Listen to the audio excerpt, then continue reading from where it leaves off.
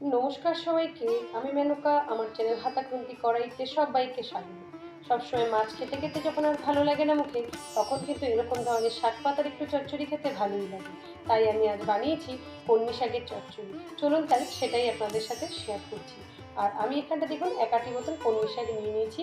কলমি শাকগুলো ভালো করে কেটে বেছে আমি নিয়ে নেব।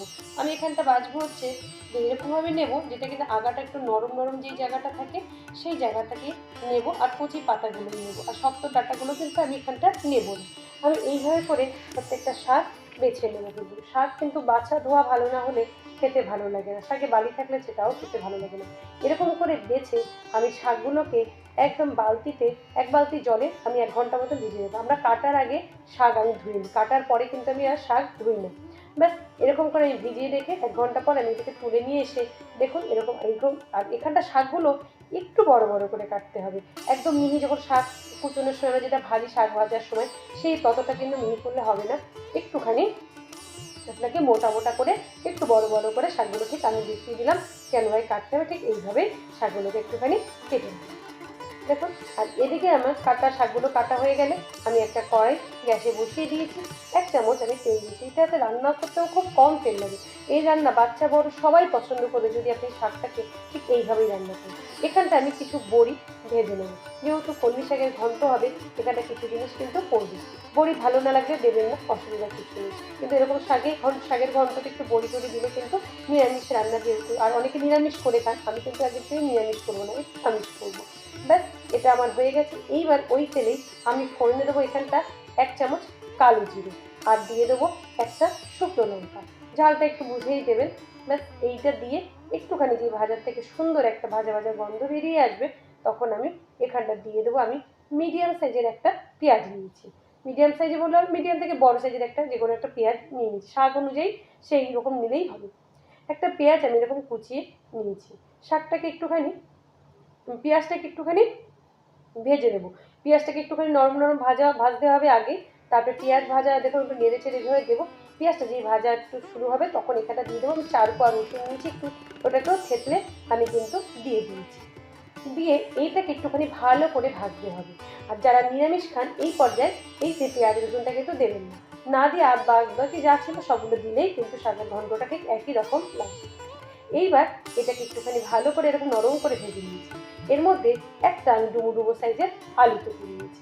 ডুমো ডুমো আলু কেটেটা এটাও আমার একটু ভালো করে ভাজতে হবে।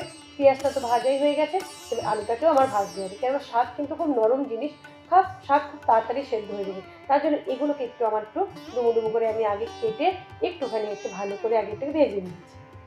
এইবার এই ভাজার ভিতরেই আমি দিয়ে দেবো ঠিক ডুমো ডুমো করে কাটা একটা বেগুন, ছোটো সাইজের একটা বেগুন দিয়েছি, ছোটো সাইজের একটা আলু দিয়েছি। এটা দিয়েও আমি একটুখানি ভেজে নেব। ভেজে নিয়ে, আর বেগুন কিন্তু তাড়াতাড়ি ভাজা হয়ে যায়, আর এখানটা বেশি বেগুনটাকে বেশি ভাজতে হবে এমন কোনো কথা নেই। এই পর্যায়ে আমি দিয়ে দেবো স্বাদ অনুযায়ী নুন। আমি এখানটা ১ চামচ দিয়েছি, আপনারা আপনাদের স্বাদ অনুযায়ী নুনটা দিয়ে দেবেন। আর দিয়ে দেবো ১ চামচ হলুদ। এখানে কিন্তু সেরকম আর কোনো মশলাই পড়বে না, এইটুকু মশলাতেই আমি কিন্তু আজকে শাকের ঘন্ট করে দেখাবো।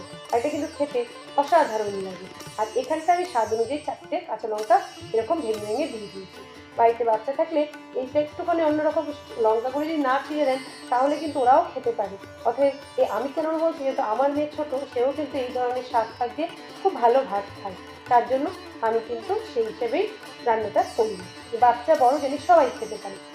এইবার আমি এটাকে ভালো করে ভেজে নেব।